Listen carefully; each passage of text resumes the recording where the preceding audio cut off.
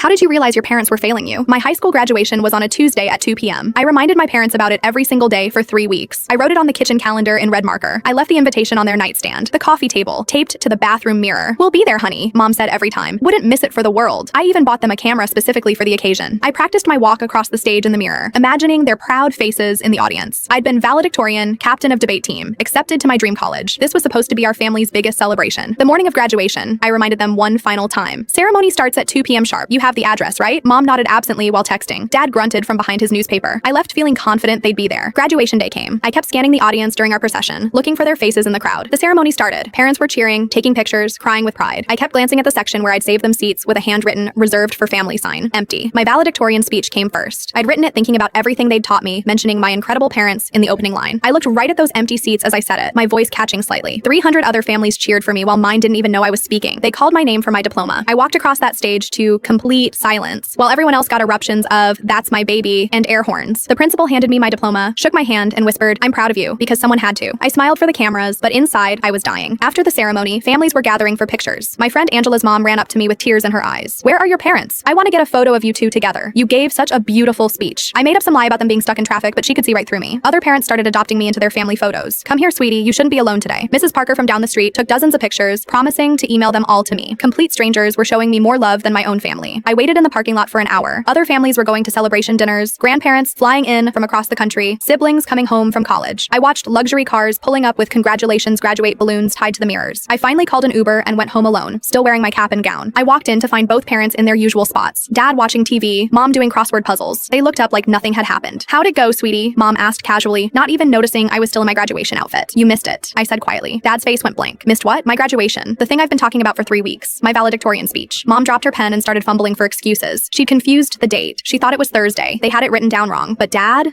just shrugged and said, "Well, those things are pretty boring anyway. At least you got your diploma, right?" I stood there in my graduation gown, diploma in hand, realizing this wasn't just forgetfulness. They had actively chosen not to care about the most important day of my life. Not work emergency, not family crisis. They just couldn't be bothered to show up for their own child. My friend posted pictures later that night. Hundreds of photos of families hugging graduates, parents crying with joy, multiple generations celebrating together. And there I was in the background of one shot, standing completely alone in my cap and gown, holding my diploma like evidence of my own abandonment. The next morning, neighbors kept stopping by with congratulations and asking how the celebration went. I had to keep pretending everything was fine while quietly breaking apart inside. My parents never even asked to see my diploma or hear about my speech. That's when I knew. They weren't busy parents or overwhelmed parents or even bad parents. They were strangers who happened to live in the same house as me for 18 years, completely indifferent to my existence. I didn't walk across that stage to start my adult life. I walked across it to realize I'd been completely alone my entire childhood, and graduation day was just the moment I finally stopped pretending otherwise.